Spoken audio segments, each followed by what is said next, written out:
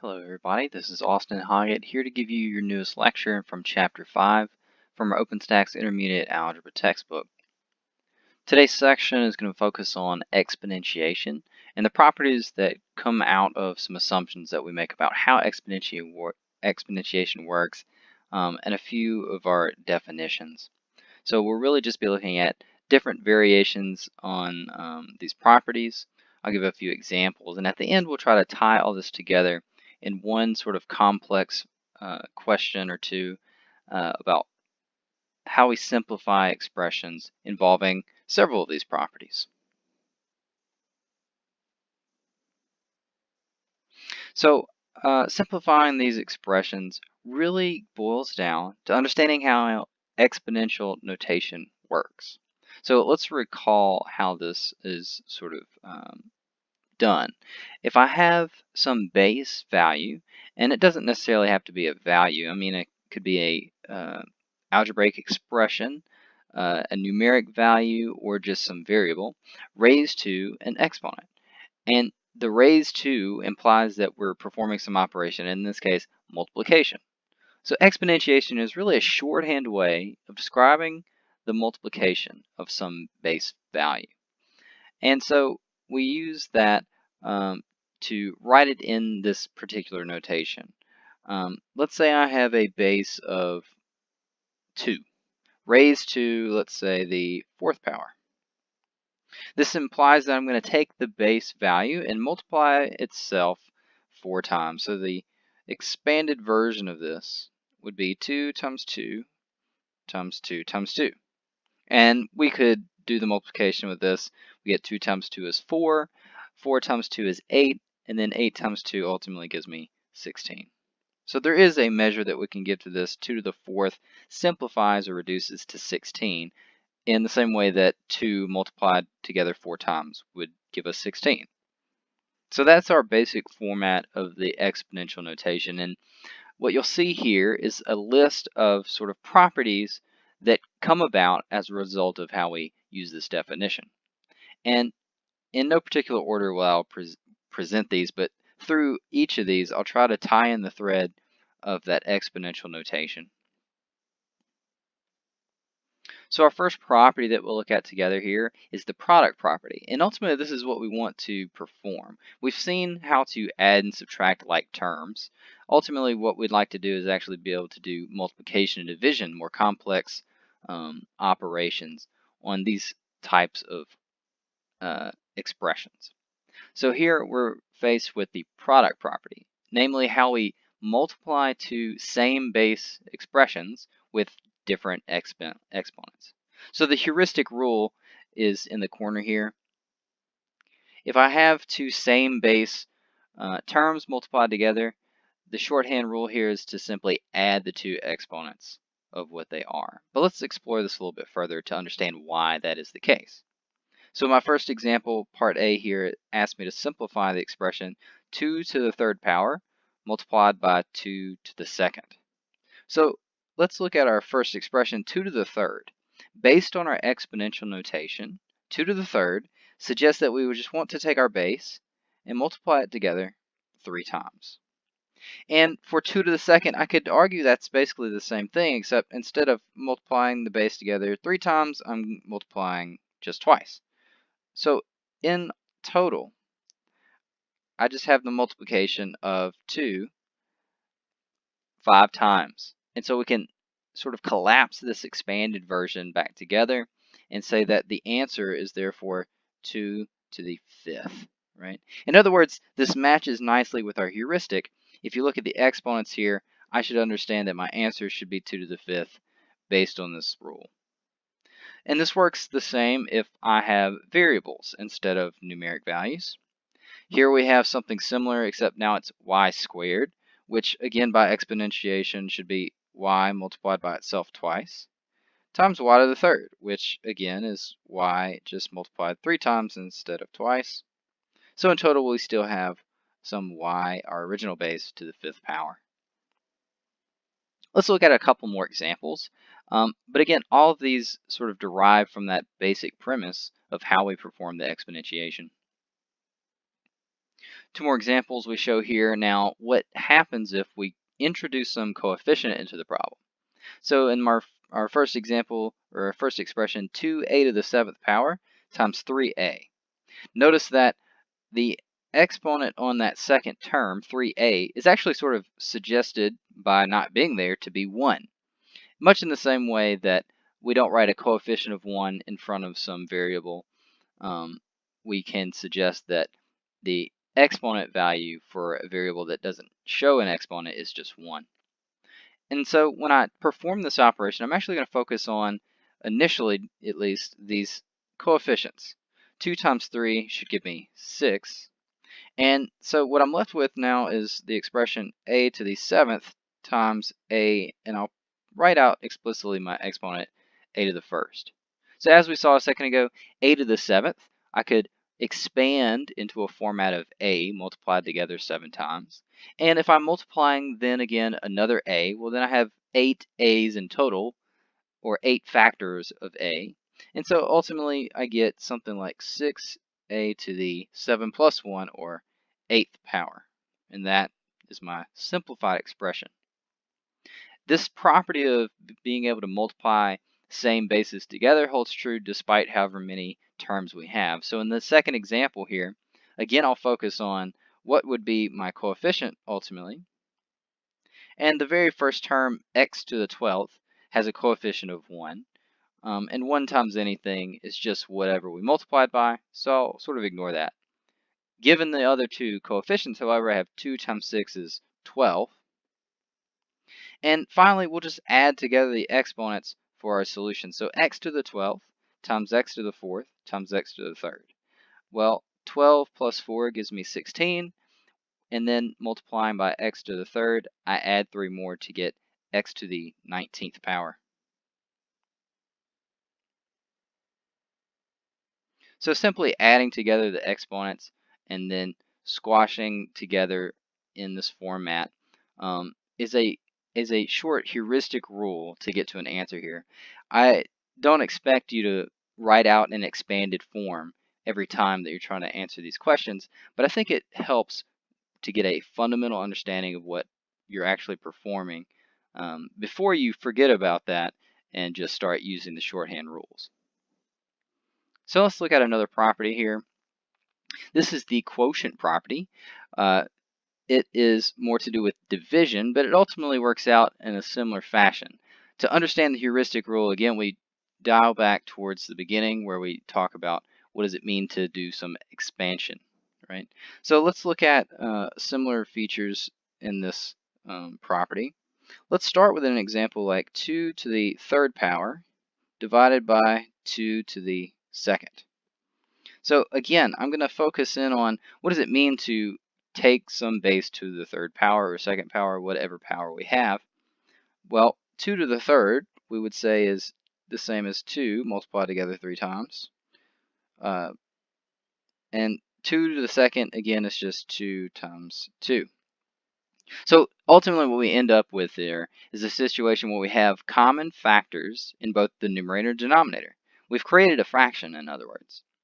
And what happens is that we can reduce this ultimately by canceling out factors that show up in both cases. So this 2 and this 2 would divide to give me 1. I have another pair of 2's, right? And sort of the third twin of my ugly set here ultimately is the only thing left, right? When these other pairs of 2's cancel out or divide out to give me 1, I get 1 times 2 is 2, right? So my answer ends up just being the numeric value 2.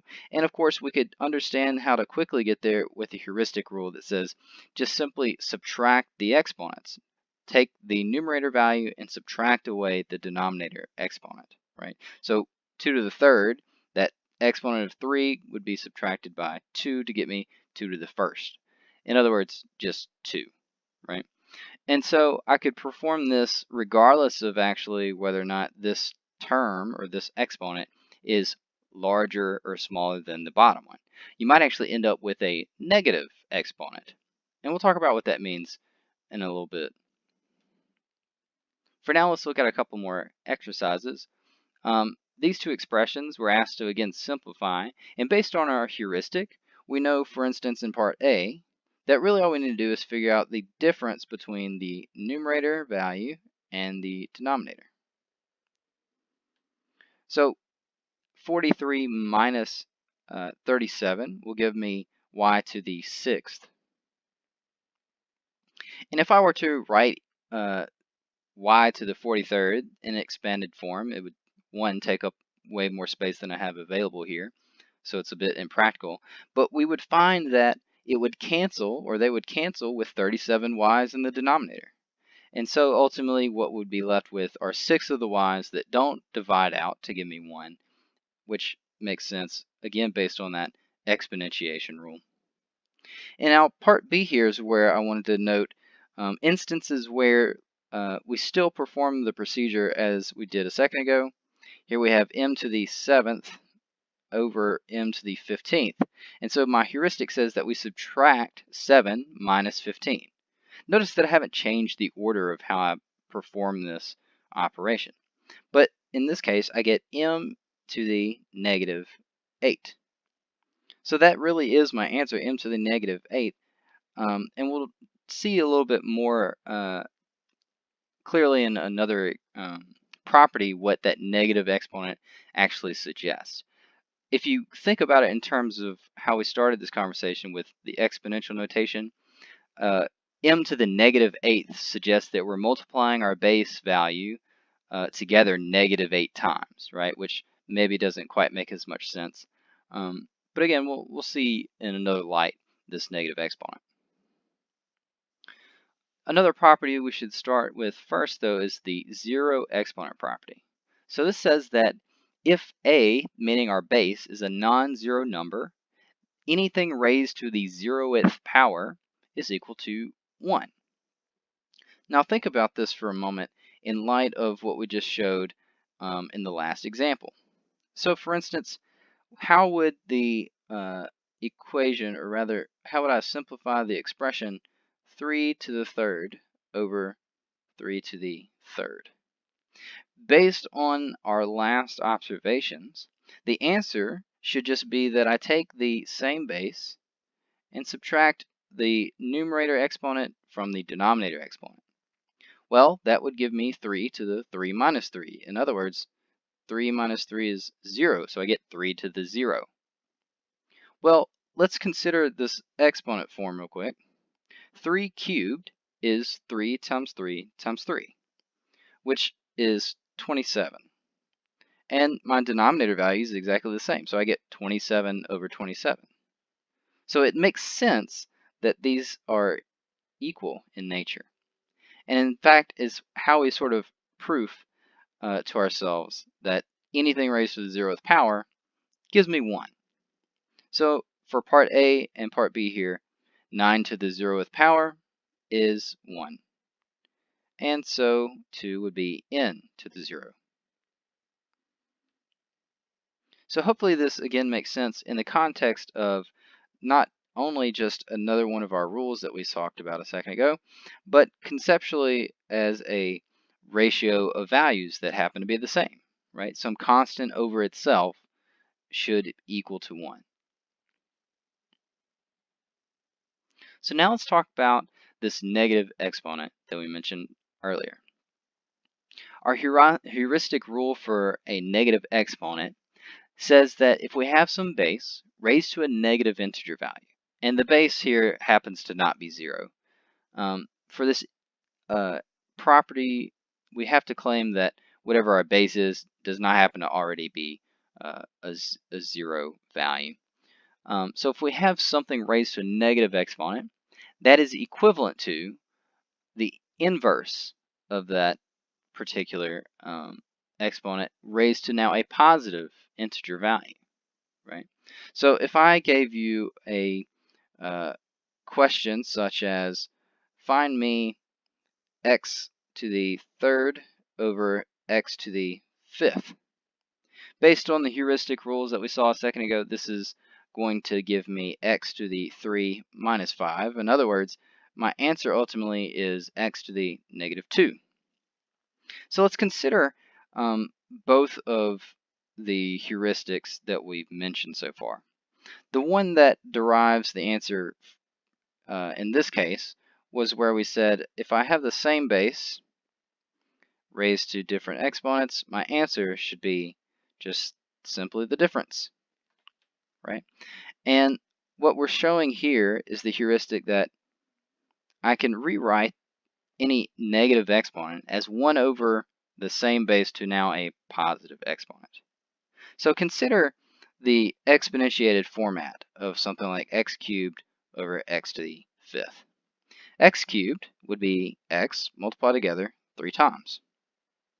And x to the fifth, we have down here are 5 different x's. One more for good luck there. And so ultimately, we would cancel out at least 3 of these x's in numerator and denominator. What is left is actually something like 1 over x squared. And so what we should expect is that x to the negative 2 is the same as 1 over x to the positive 2. Again, just following the rules of these exponential definitions, this expanded form, we can come to understand how all of these properties relate to one another. So let's look at another example. Part A here shows x to the negative 5. And we say typically that it's formal in mathematics to write these expressions where they do not have the negative exponent. So we would prefer something like x to the negative fifth, using our heuristic, to be written as 1 over x now to the positive 5. I could also ask the question the other way around. If, for instance, my example as in B starts with a negative exponent in the denominator, I can simply rewrite this now, exchanging the numerator and denominator and creating a positive exponent, giving me 3 to the positive 2.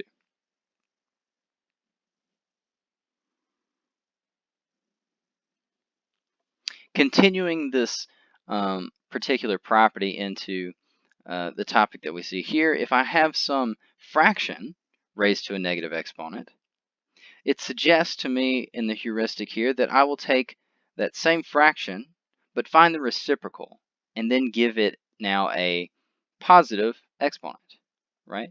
So let's look at this again in relation to the last property that we just saw, okay?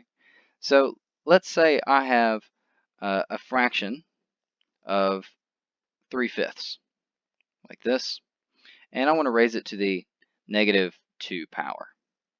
Based on the rule that we just saw a second ago, this is similar to some value or some base raised to a negative exponent, and it should be equal to 1 over that same base now to a positive exponent, right? We're being a little bit more niche about the property here. The only thing different from the one in the corner and what we're looking at in this example is that it's a fraction instead of some whole number, let's say. But ultimately, I'm going to treat it the same as I would the one in the corner. So I could actually say this is 1 over this 3/5 now raised to a positive 2, like this, right? And what you'll find really is that this implies I want the reciprocal, right? 1 over some fraction implies division. So I could rewrite this slightly. This is 1 divided by the fraction 3/5 squared. In other words, I could write it as 1 divided by 3/5 squared. And what we know about division of fractions is that ultimately what we would prefer is to turn around and say this is the same as multiplication by the reciprocal. So this turns into 1 times the reciprocal 5/3 squared. So sure enough, we can see how our heuristic comes out of this example. And it actually follows the rule in the corner as well. So the shorthand here is to simply flip the numerator and denominator values and then give our positive exponent.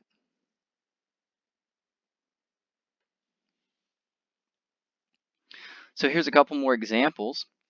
In part A, again, I would simply flip the numerator and denominator values and then exchange this exponent for now a positive one. Same for B.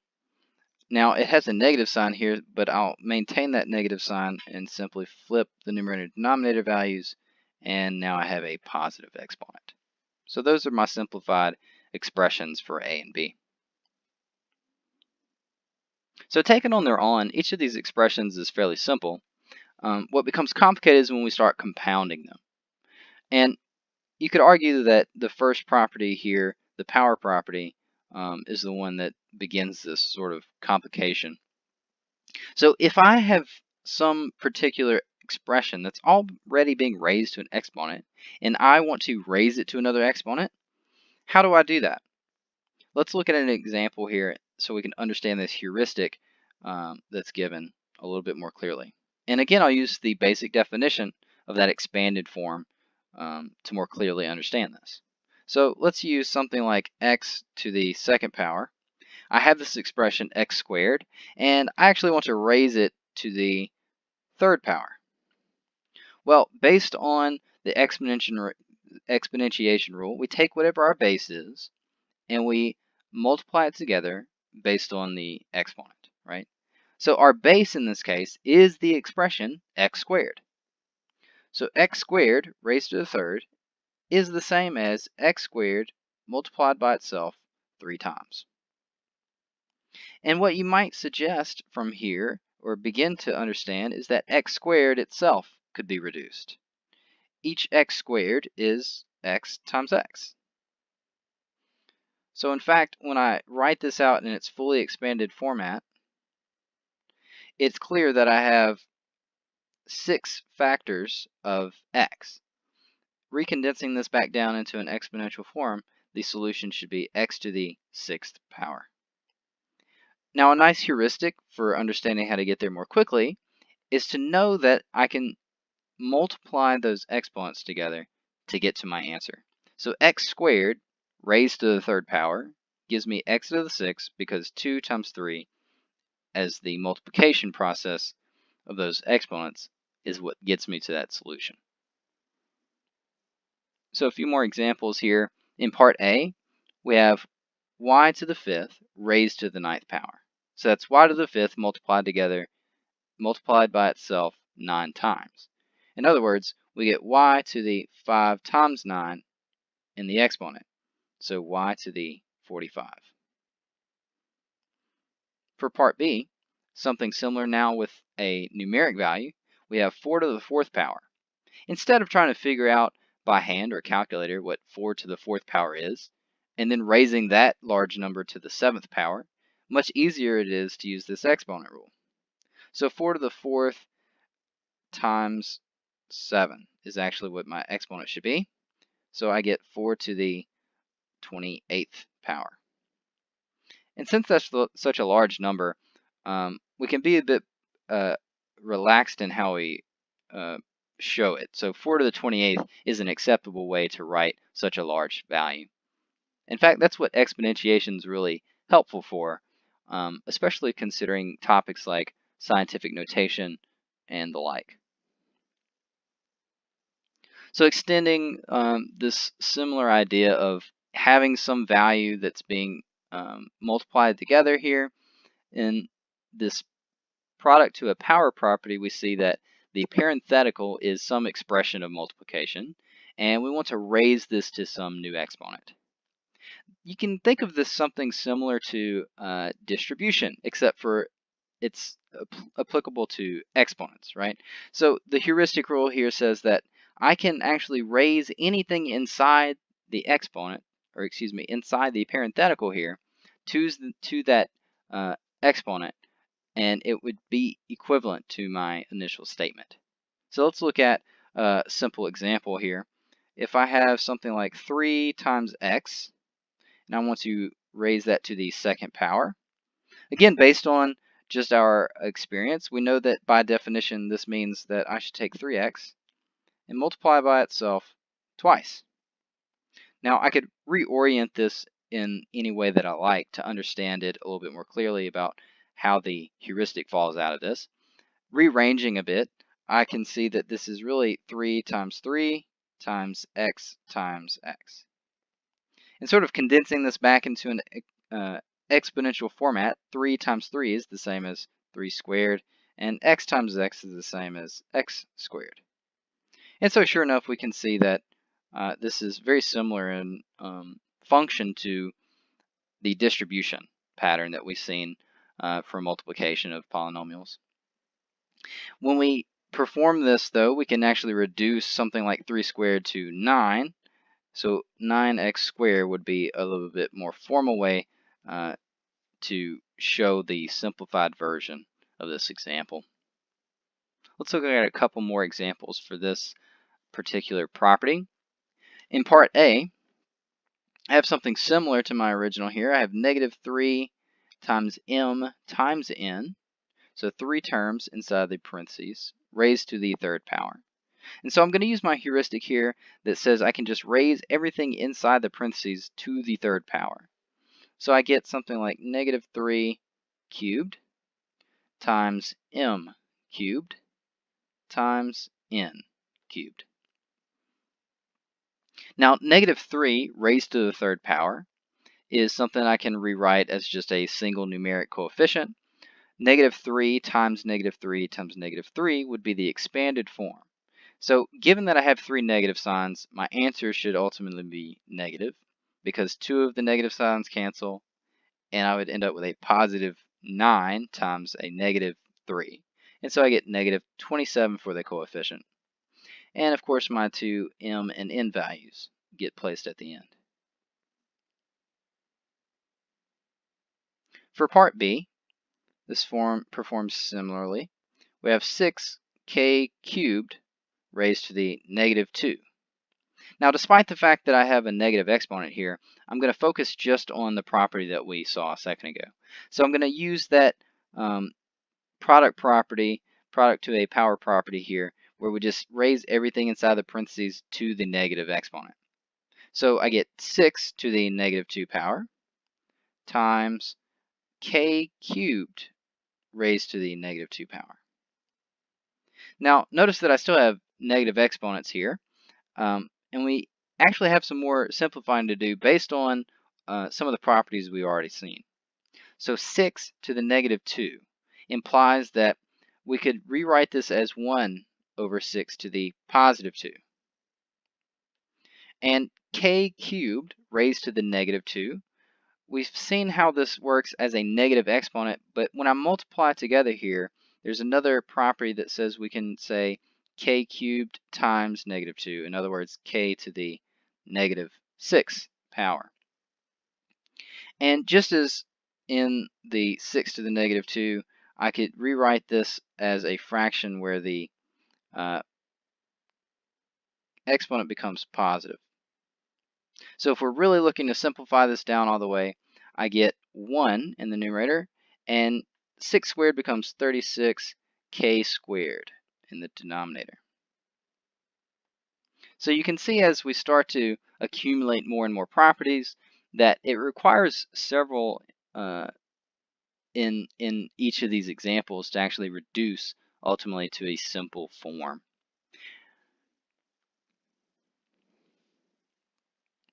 So here we look at the quotient to power property. Again, similar to what we saw a second ago, everything inside the parenthetical here is getting raised to some exponent. So a over b raised to the m, I could raise both the numerator and denominator value to that exponent. The biggest difference here from what we've seen earlier is that a and b are not same bases. So we don't continue reducing by subtracting, let's say, the exponents here, again, because the bases would be different. So let's look at some examples. Here we have, in part A, something like b over 3, and we want to raise that whole expression to the fourth power. So b to the fourth over 3 to the fourth would be a good way to reduce this. And in this case, 3 to the fourth would be the only thing that we could simplify a bit further. That would be 3 times 3 times 3 times 3. So ultimately we get 81 there. So b to the fourth over 81 is the reduced form of that example. And for part B, I'll focus again just on the particular property that we mentioned. So even though I have a negative exponent here, and I know that I could flip, let's say, the numerator and denominator expressions to create a positive exponent, I'll go ahead and use just the property we spoke of. So raising each numerator and denominator value to the negative third power will be what I do first here. And at this point, we could write it out in the form that I just mentioned, uh, because it would really take a lot more effort to write k to the negative 3 in the numerator as a 1 over k to the now positive 3, ultimately divided by 1 over j to the positive 3, right? So while I would prefer you to understand how we get from here to here, really what is more acceptable is understanding that I can exchange the denominator and numerator values to create a positive exponent here before getting my real answer, or really the simplified answer, which is j to the third, k to the third, like this. So while all these properties are valid, it's clear that using a certain order of the properties can actually lead you to a simplified version more quickly than others. So again, a wrap up on all the different properties at play here. What we'd like to do now is see how these are used in a problem that involves several sort of wrapped into one question. So I'll give 2 or 3 examples and then we'll wrap up. So the first is a product of monomials. And this is actually what leads into the next section for 5.3 of how do we actually do the multiplication of these types of polynomials. That's why we're focusing so hard on the exponentiation, because we understand how to use, let's say, the FOIL method and how to use distribution, which are just forms of multiplication, but we need to understand how to combine in any like terms that result from that multiplication. And that involves understanding both the exponent rules and how to combine like terms. So as I said, we're going to ask a question such as this to start understand how all these properties hold. And the very first example we have here, I have same basis for something like x and y, and then of course some coefficient that goes along. So focusing just on the coefficient first, this is 2 times negative 5. And I'm going to write this out pretty explicitly so that we take our time. So that would be my coefficient here. I also have an x to the negative 6 and an x to the 5th, which I'll focus on in the middle. And then lastly, we have y to the 8th and y to the negative 3. So I've just reorganized the multiplication that I'm doing here. Again, focusing on the coefficient first, I see 2 times negative 5 will reduce nicely to give me negative 10. And my two expressions here, x to the negative 6 times x to the 5th. This is the product rule where we have same base, and so we should actually be able to add together those exponents. Negative 6 plus 5 gives me negative 1. And I can do the same thing for my y terms here. Y to the 8th times y to the negative 3. I would again add the exponents. I get y to the positive 5.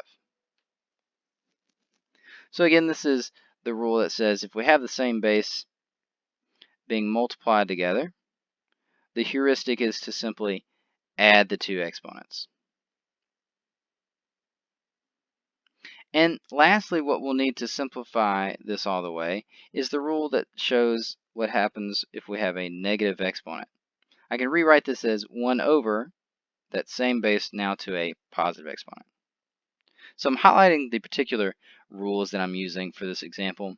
And what ultimately resolves from this expression, we get negative 10 y to the 5th in the numerator divided by x to the 1st.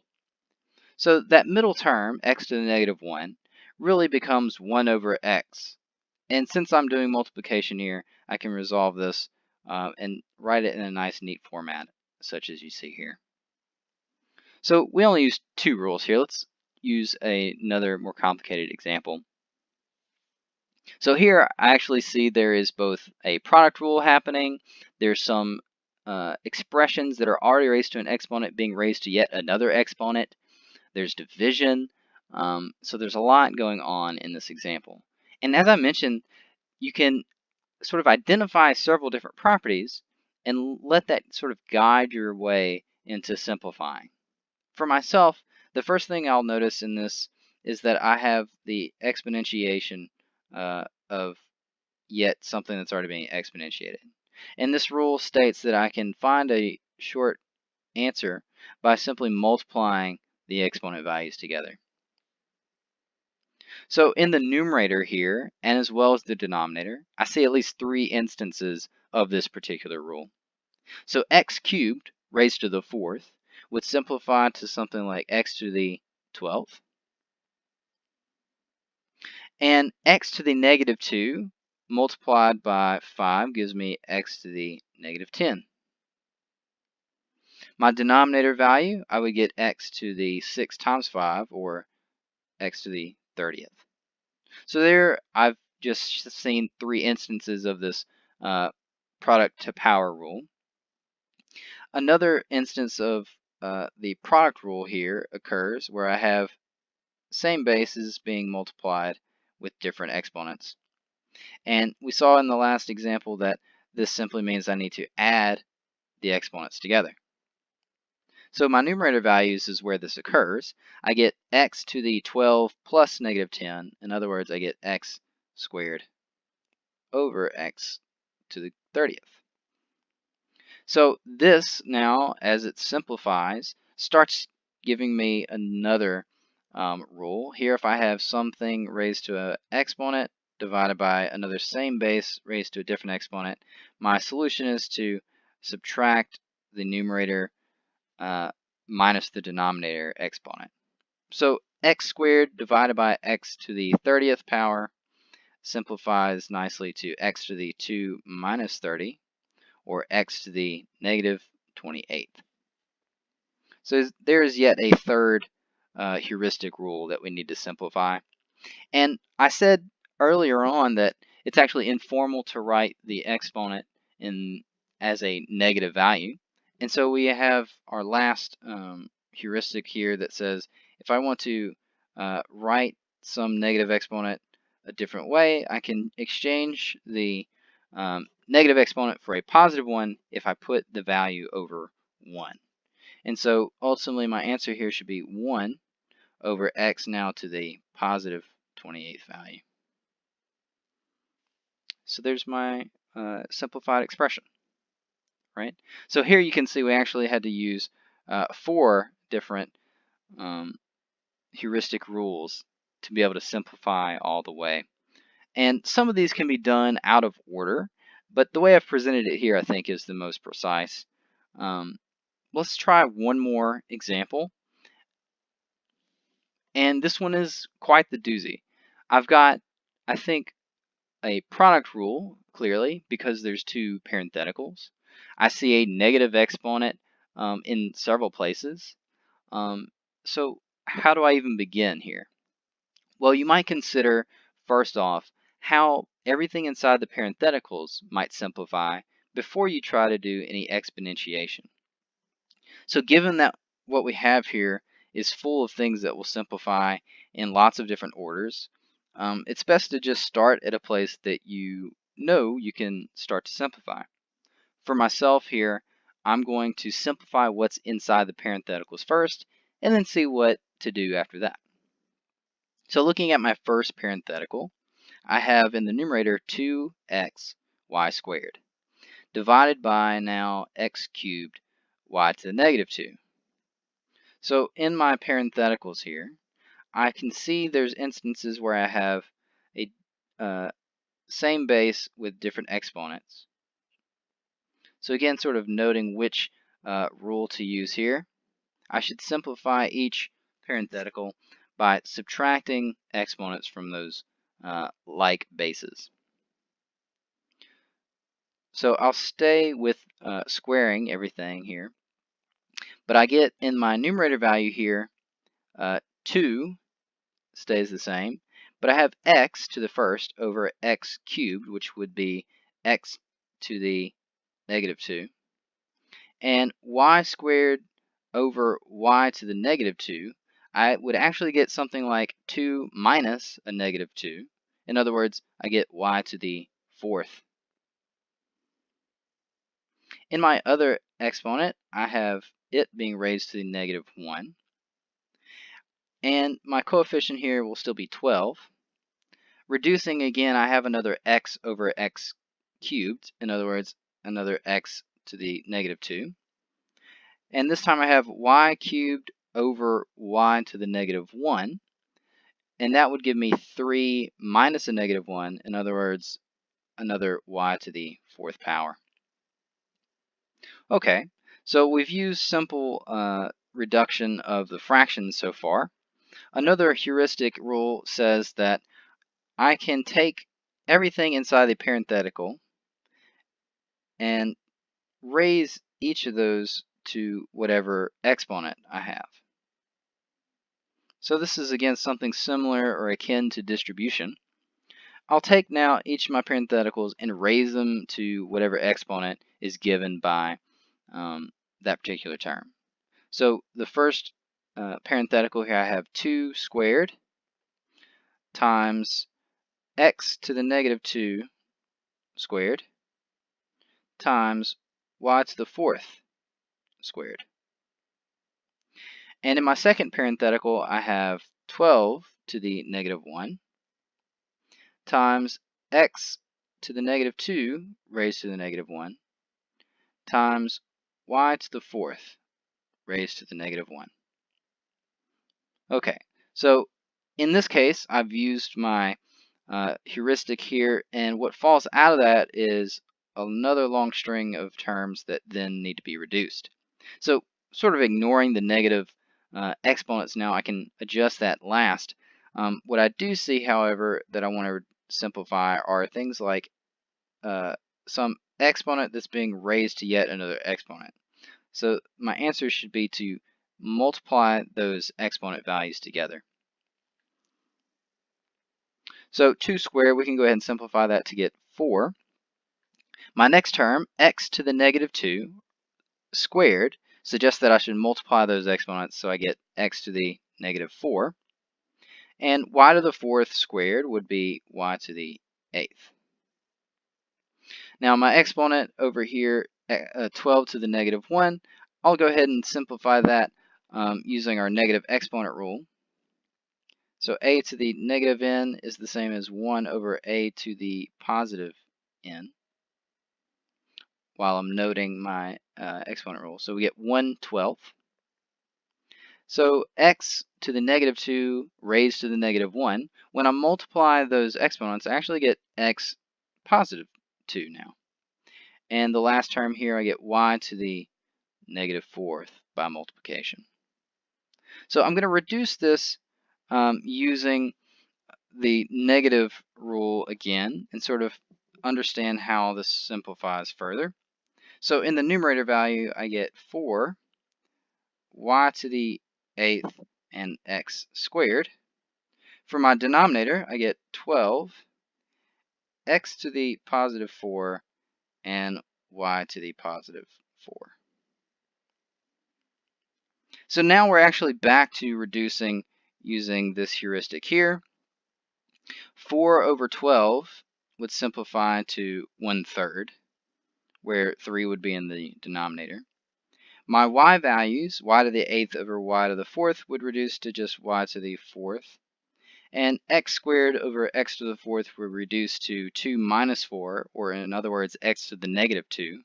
But I can put that in the denominator and create a positive exponent like this.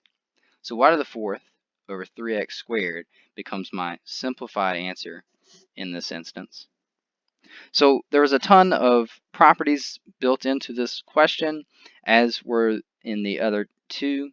I hope you saw a couple of different ways to solve these problems, and that suggests that you're starting to see the link between all these different properties. So next time we'll talk about uh, how to do multiplication once we've sort of mastered all these properties.